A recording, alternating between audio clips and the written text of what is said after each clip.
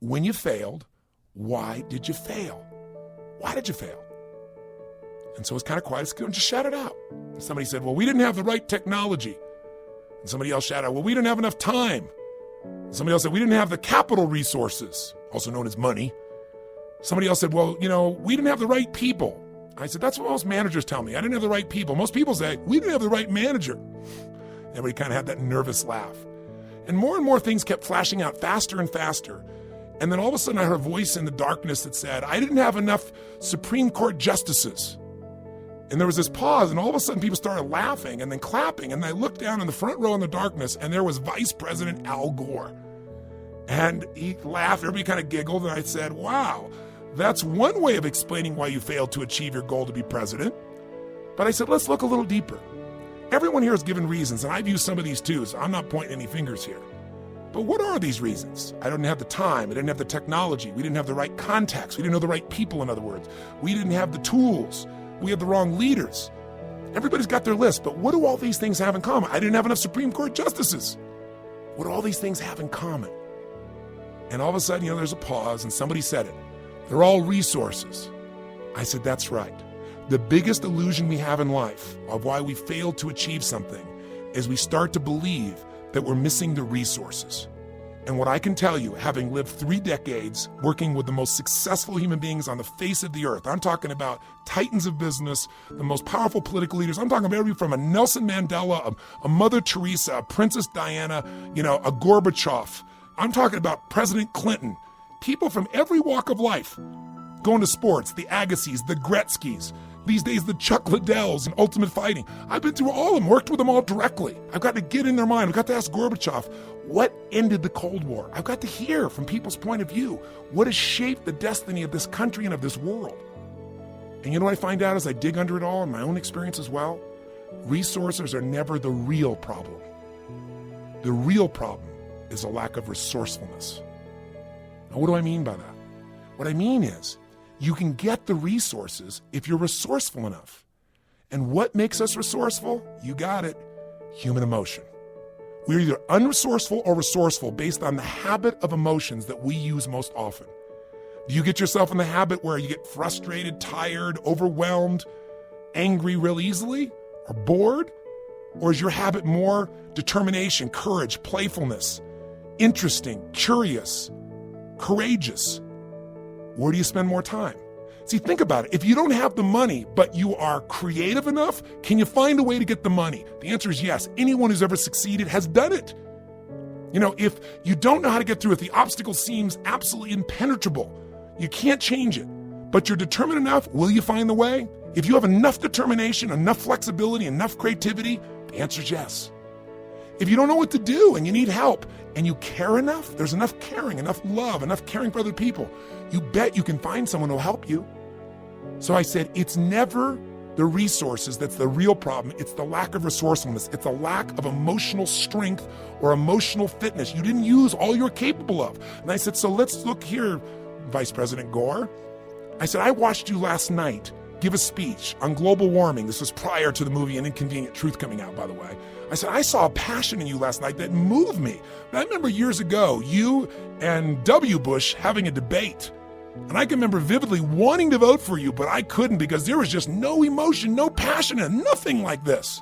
If you would have had half the passion you had last night, you would have had my vote, and you never, I guarantee you in our society, you never would have needed any Supreme Court justices to be able to make a vote for you to be president of the United States. And the whole crowd went crazy. They started making noise and clapping like crazy. And this is a democratic environment. And he came up and he gave me a high five. And I said, of course, that's just me making my judgments telling you how you should run for president, something I'd never had the ability to do. I said, my point is deeper, though. My point is, it's our resourcefulness. And if we can get that, we don't have to make ourselves wrong. We can find the resources to get the answer to go where we want to go. I mean, that's what makes it happen. That's what J.K. Rowling did to get herself where she is. I mean, think about this woman. Here's a woman that was shy, so shy that when she came up with the idea to even consider writing this book, right, this concept of Harry Potter, she was on a train and she was too shy to ask for a pen, so she forgot parts of it. And then hopefully, finally it came to her again. This is a woman who, was a school teacher, who left and went to Portugal to become an English teacher there and met a man and fell in love and had her first child, Jessica. But you know what? He was the wrong guy. Good people sometimes aren't the right people as a mix, and they fought so bad that, as I understand it, she was thrown out of the house. Came back to England in 1994 with her tail between her legs, broke, no job. And she said, I'm going to write stories. Some of the stories she told her daughter that her daughter loved, she tested them out there and she thought, I'm going to write these. But everybody said, are you crazy? Nobody makes any money writing children's books. You better get a day job. You better go become a school teacher. Go become an English teacher here. And so, something inside of her just wouldn't give up. Something inside of her. She's on welfare. At one point, it looked like she was going to have to sleep in her car with her child. But she wouldn't give up.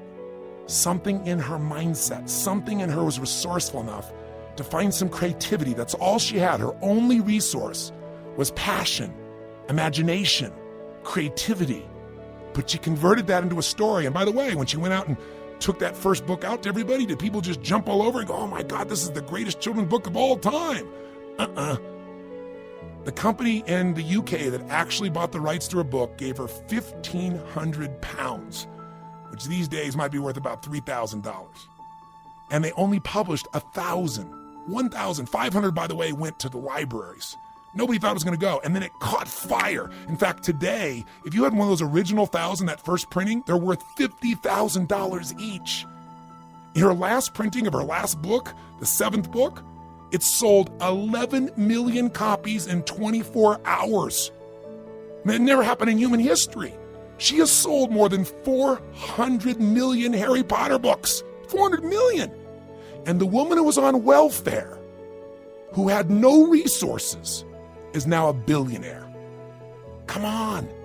Don't sell yourself short ever again. Don't let anybody tell you, oh, you can't make any money writing children's stories. Until you come up with your way of finding your gift, and I'm not saying you have to do something that makes $1 billion, but you got to do something that moves you. I mean, how does a guy like Stephen Hawking shape our understanding of the universe when at 21 years old, at the time most people have the most optimism for the life, he's taken out literally at the knees. He's told in his 3rd year of college, you have ALS. You're losing all muscle function. You will become a quadriplegic. You will probably die within the year. Now, don't get me wrong. He's not superhuman any more than you or I are. I mean, he was devastated. He was destroyed. That's part of what life does to just remind us what we're capable of. And the old phrase, it's so corny, but it's true. If it doesn't kill you, it makes you stronger. If you can find a meaning, a reason to live, something incredible can come from this. That never would have happened if he was just given a bunch of gifts.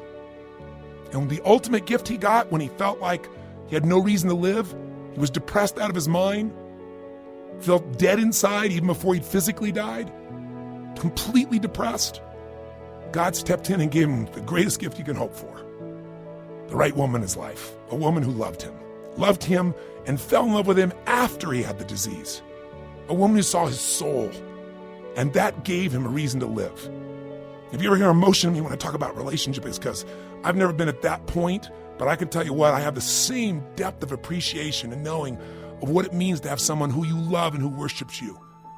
My point is simple. She gave him a compelling future, a reason to live. He decided that whatever time I've got here, I'm going to live it loving completely, and he wanted to leave a legacy that she and everyone would be proud of. He wanted to give something back. If you want to know how to become emotionally fit, get out of yourself. Hawking decided he wanted to make sure that he left a legacy that could touch all human beings. And so he started digging in. His father always told him, you don't be a mathematician, it's a waste of time. Study chemistry. And he did. And ironically became one of the greatest mathematicians of all time.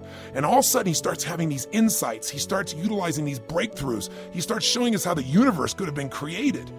And sure enough, in 1985, after all he's been through, how could life do this? How could a God do this? He has pneumonia. And he doesn't die because they give him a tracheotomy. And he loses his voice. But you know what? If you're emotionally fit, if you're psychologically strong enough, if you realize it's not resources, it's resourcefulness, this man got so resourceful. What'd he do? He found a way to get a machine to be his voice. And ironically, Stephen Hawking is now the voice of the cosmos. See, none of us have faced, I shouldn't say none of us, it's unlikely if you're hearing my voice that you faced challenges anything close to what Stephen Hawking has faced. And yet look at what's available to us. I'm not just telling these stories to inspire you, and by the way, I hope they do. What's life like without inspiration? What's an uninspired life like? Dead. Inspired, by the way, means in spirit. When you're in your own spirit, when you're connected to spirit, when you're connected to your deepest self and whatever you believe has made you in this world, boy, there's amazing things you can do. So the ultimate edge is the capacity to appreciate, the ability to find joy, the ability to find fulfillment. I mean, if you want to know the 2 master lessons of life, I'll give them to you in the most simple way I know how.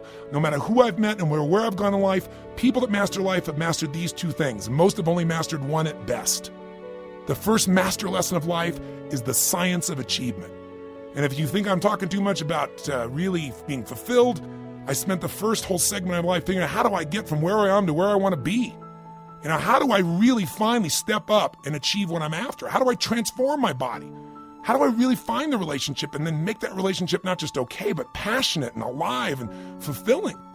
You know, what do I do to really be the best father possible? How do I make money? Enough money you don't have to worry about it anymore. You know, until the next challenge in the economy or thing that brings it up. You know, most people just have not been able to achieve what they want. And I want you to know achievement is a science. There are very specific things that if you do them, your body will transform in terms of its energy or its health or its fitness. And everyone's unique. But trust me, as unique as we are, there are certain laws of the body that if you ignore those laws, you're going to have pain. You're going to have dis-ease, as they call it, dis-ease in your body. If there are certain laws, if you follow them, you're going to have a boost of energy, an expansion of your energy. You're going to have vitality. You're going to have strength. There are certain laws of life, laws of money. No matter what your age, your color, your background, your religious background, beliefs, it doesn't matter. If you do certain things, if you sow a certain way, you will reap. And it doesn't matter. You can do this in good times and bad times of the economy and still do well. You know, everybody knows that, you know, no matter how tough it may be, if you look at history, the people that became most wealthy, who started with nothing, did it during the Depression. The Carnegies, the Rockefellers, look at them all. The people that literally found a way. So there's a science to making money. And we're going to walk through that science. That's a big part of what Get the Edge is and a part of what personal power is. But the second master lesson of life is equally important, and I frankly think even more important. That doesn't mean you don't master the first one, but you got to master the second one for a great life. And the second master lesson is the art of fulfillment. And notice I didn't say the science of fulfillment, the art of fulfillment. See, fulfillment is an art. The capacity to feel alive, to feel happy, to feel a sense of meaning in your life. That's an art. And the reason it's an art is, you know, science is the same for everybody, but art is different for everyone. You know, if you took 2 people and they look at a painting, one might go, ugh, that's ugly. And somebody goes, what are you talking about? That's a masterpiece. A masterpiece? I got it done that by throwing paint on the wall. The beauty of human beings is diversity. You want to see God's beauty. You want to see what God loves. Go to the forest. Everything isn't the same. It's all different. When we can begin to appreciate those differences, we have more fulfillment in our life. But my point is, what will fulfill you may be different than the person next to you. And that's beautiful, but you got to know what fulfills you. Now, while there's no science to fulfillment, there are some patterns of power. And one of those I can tell you up front is this. If you're going to be fulfilled, 2 things you got to do. Let's see if this sounds familiar. Grow, right? If you don't grow, you don't feel fulfilled. You don't feel alive. Progress equals happiness. But if you also want real fulfillment, you need meaning. And that means you need to give. You need to contribute beyond yourself. You need to be able to find that part of yourself, find something you're passionate about giving, your heart, your history, your experience, your insight, your caring, your time, your energy, your money, your focus. We all have something to give, a skill, a gift. Everyone has it. But if we don't do it, if we just try to achieve what we want, you can get the experience of pleasure. But pleasure and fulfillment are a geometric difference. Pleasure lasts for a moment or 2. It's like eating cake. It's like getting the star in your chart. It's the achievement. It's someone giving you a compliment. It's getting the Academy Award, whatever it is, whatever your metaphor is. But it doesn't last. Pretty soon it's a statue on the wall, right? Fulfillment comes because you feel like your life matters. And it matters because you've grown, and because you've grown, you have something to give. This ultimate edge is really going to go through both the strategies to get the results you want, the science of achievement, but it's also going to give you the insights, the philosophy, the core approach that's going to give you the sense of fulfillment. Because I tell people all the time, success without fulfillment is the ultimate failure. I mean, you don't want to be somebody who's so famous you've seen achieve everything, make everybody else happy, and then they overdose on drugs and kill themselves. They made everybody happy but themselves. And by the way,